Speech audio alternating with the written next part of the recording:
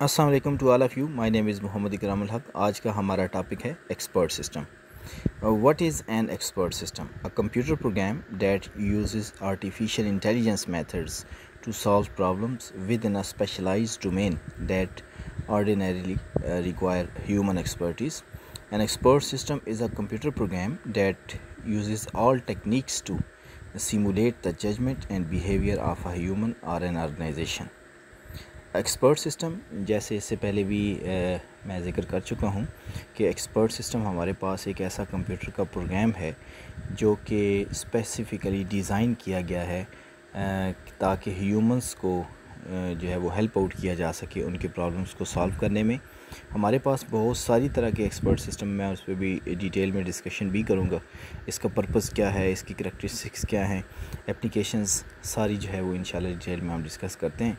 तो expert system जो है वो एक तो आपने ज़हन में रखना कि ये एक कंप्यूटर प्रोग्राम है और ये आर्टिफिशियल इंटेलिजेंस के मेथड्स को यूज़ करता है प्रॉब्लम्स को सॉल्व करने के लिए एक ख़ास डोमेन के अंदर। अब एक्सपर्ट सिस्टम किस डोमेन का है ये डिपेंड करता है कि वो आपने जो है वो किसी प्रॉब्लम को किस तरह के प्रॉब्लम को सॉल्व करने के लिए बनाया है।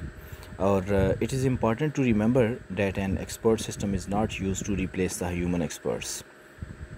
ये चीज़ यहाँ पे नोट करने वाली है क्योंकि इससे पहले ये एक चीज़ डिस्कशन में थी कि इंसानों को जो सिस्टम्स हैं वो किल भी कर सकते हैं अगर हम उनका जो है वो एक प्रॉपर तरीके से यूज़ नहीं करते तो वो इंसानों को मार भी सकते हैं।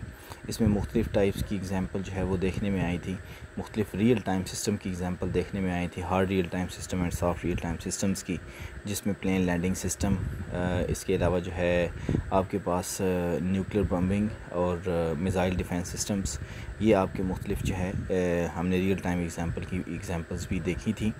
तो उसमें हमने यही देखा था कि आपके कंप्यूटर सिस्टम किल भी कर सकते हैं ह्यूमंस को, लेकिन अगर आप उनको एक तरीके से कंट्रोल करते हुए प्रॉपर वे में यूज़ करेंगे तो ये बहुत ज़्यादा बेनिफिशियल भी हैं। तो एक्सपर्ट सिस्टम जो है वो आपके पास बहुत सारी टेक्नोलॉजीज़ को इस्तेमाल करते हैं और कोशिश यही की जाती है कि जो है वो इंसानों को बेनिफिट ही दिया जाए। तो इसमें इम्पॉर्टेंट चीज़ नोट करने वाली ये है कि instead it is used to assist the human in making a complex decision. The system does not have the capabilities of thinking and work on the basis of the knowledge base of the particular domain. जैसा कि हमने पहले भी देखा कि computer is not an intelligent device, वो intelligent device नहीं है। यानी जो कुछ उसमें हम फीड करेंगे वो उसके ऊपर रिएक्शन तो करेगी, वो काम तो करेगी, लेकिन अगर हम ये कहें कि वो पूरी उस इमोशंस फुल ऑफ इमोशन है और थिंकिंग की कैपेबिलिटी रखती है तो ऐसा बिल्कुल नहीं। अच्छा, एग्जांपल्स अगर हम देखें एक्सपर्ट सिस्टम की तो इसमें हमारे पास एक कैडेट की एग्जांपल हम ले लेते हैं। The cadet expert system is a diagnostic support system that can detect cancer early stages. यानी ये हमारे पास एक एक्सपर्ट सिस्टम मौजूद है कैडेट, जो कि जो है वो अर्ली स्टेजेस पे जो कैंसर हैं उनको डिटेक्ट करने की सलाहियत रखता है। ठीक है, इस तरह जनरल इसमें अगर देखें कि it was an artificial intelligence project that made as a chemical analysis expert system. It was used in organic chemistry to detect the unknown organic molecules with the help of their mass spectra and knowledge base of chemistry.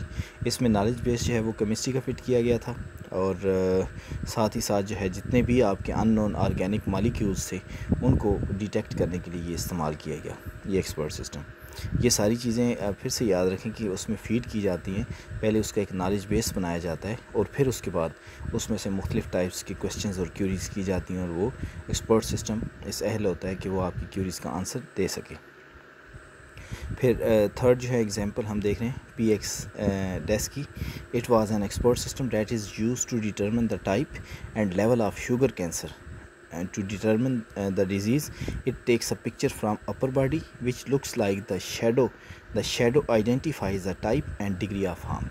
ये भी हमारे पास एक example थी expert system की। इसके अलावा हमारे पास और बहुत सारी एग्जांपल हैं, मेडिकल फील्ड के अंदर भी हैं, एजुकेशन फील्ड में भी हैं और जो है और मतलब बिज़नेस फील्ड में भी मौजूद हैं। तो बहरहाल ये कुछ एग्जांपल हमने यहाँ पे देखी। अब हम देखते हैं कि what is the purpose of an expert system. The purpose of an expert system to solve the most complex issues in a specific domain. It is based on knowledge acquired from an expert. ठीक है, ये हमारा main purpose यही है कि जो complex issues हैं हमारे पास एक स्पेसिफ़िक डोमेन की, उनको अगर हम सॉल्व करना चाहते हैं तो हम इसका इस्तेमाल करते हैं। करैक्टरिस्टिक्स क्या हैं एक्सपर्ट सिस्टम की? एक तो हाईएस्ट लेवल ऑफ एक्सपर्टीज़, ये इसमें जो है इसमें होती हैं, और सेकंड जो है ये एक रिलायबल सिस्टम होता है। रिलायबल जो है अगर वर्ड जहाँ पर भी आए तो उसका मतलब ये है कि उसमें 3 खूबियाँ होती हैं। Number 1 less frequency of failure, number 2 quick and easy recoverability, and number 3 predictability.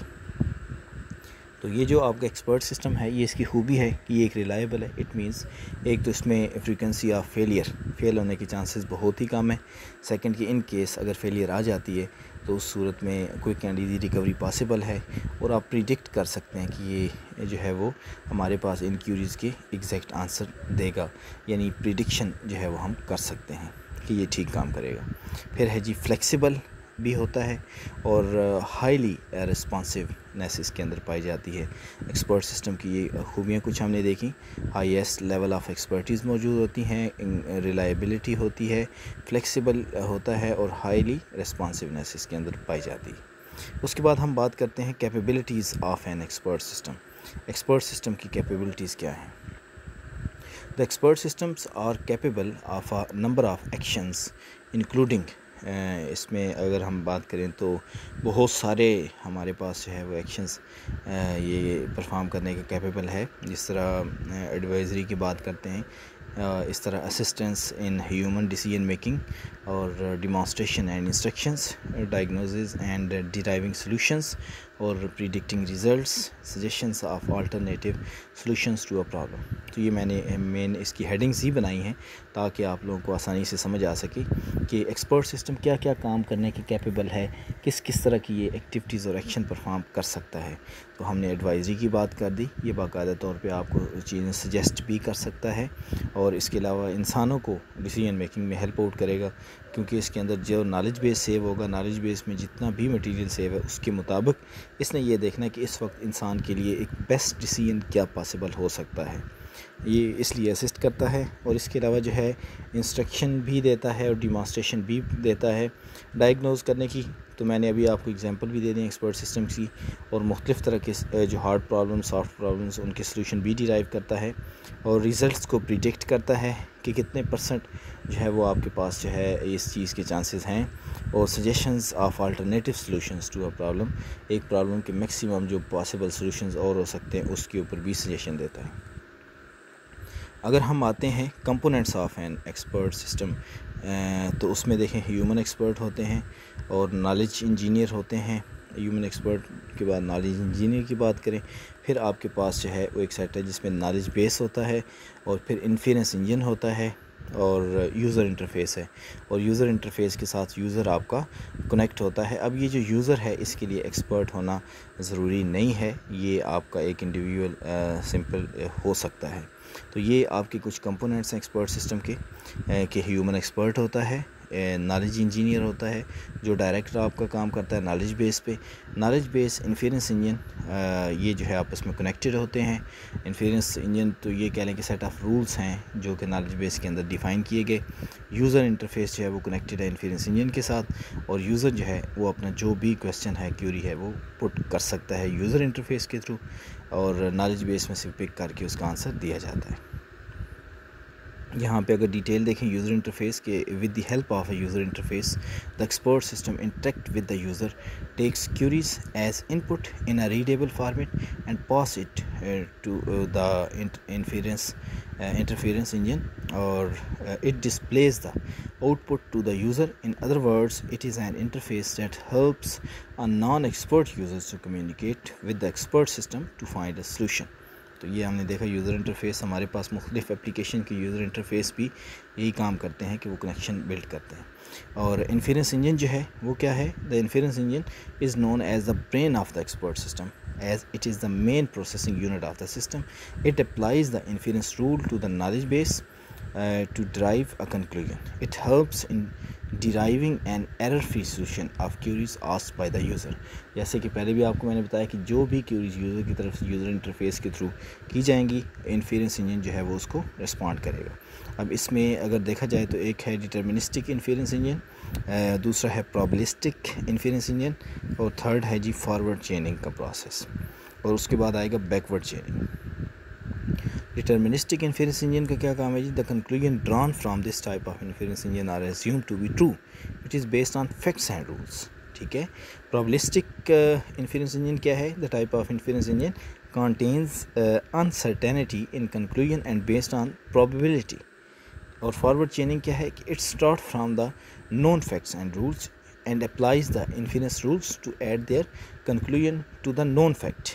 ठीक है। और this strategy is followed for working on conclusion, results and effect.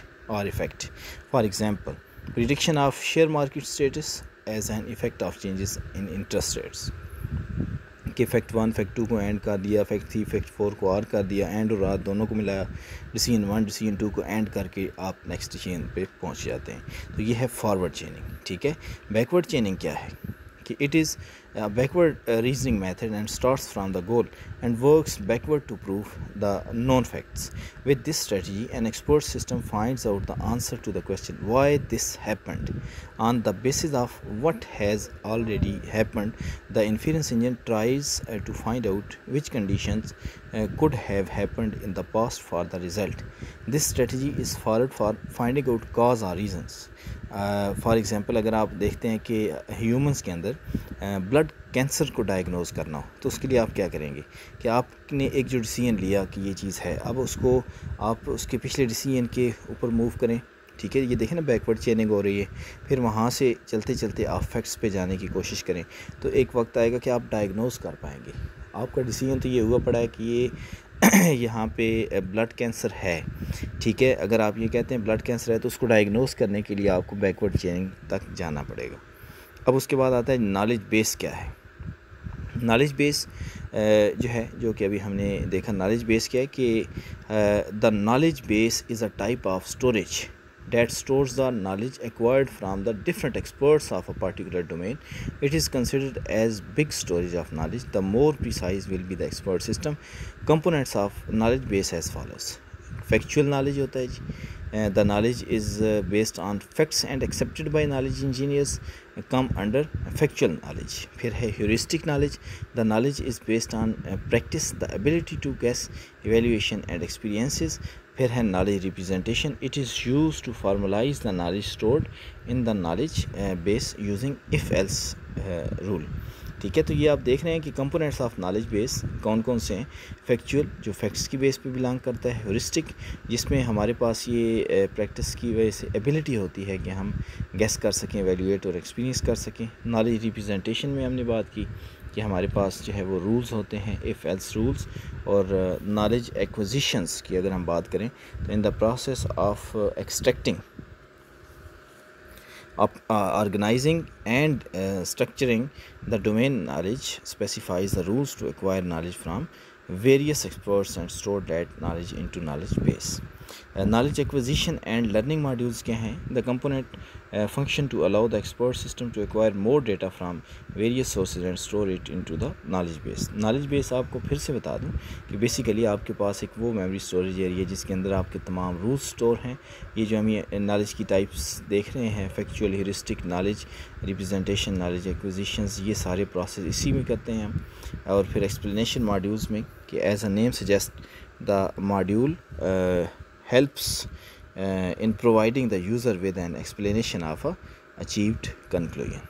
तो ये हमारे पास जो है वो हमने देखा। तो इस सारी स्लाइड को अगर मैं थोड़ा सा समराइज़ करूं तो मैं इसमें बेसिकली यही कहूँगा कि हमारे पास एक एक्सपर्ट सिस्टम जो है वो इंसानों के मसाइल को हल करने के लिए ही बनाया गया है। नॉलेज बेस के ऊपर ये डिपेंड करता है। Knowledge base basically set of rules हैं जो कि इंसानों की तरफ से ही दिए गए हैं। इंसान अब ये आर्टिफिशियल इंटेलिजेंस की डोमेन से है। अब इसमें हमारे पास ये भी चीज़ ज़हन में रखनी है कि ये एक मुकम्मल इंटेलिजेंट डिवाइस बिल्कुल कंप्यूटर नहीं है। तो हम एक्सपर्ट सिस्टम को फुल फ्लेज ये नहीं कह सकते कि उसमें मुकम्मल थिंकिंग की कैपेबिलिटी है, उसमें फुल ऑफ इमोशंस है। तो जो चीज़ हमने उसके नॉलेज बेस में सेव की है वो उसी पर ही रिस्पॉन्ड करेगा। तो ये एक्सपर्ट सिस्टम में मुख्तलिफ एग्जांपल्स भी हमने देखी। उम्मीद है कि आपको समझ आ गई होगी। तो मिलते हैं नेक्स्ट लेक्चर में। अल्लाह हाफिज़।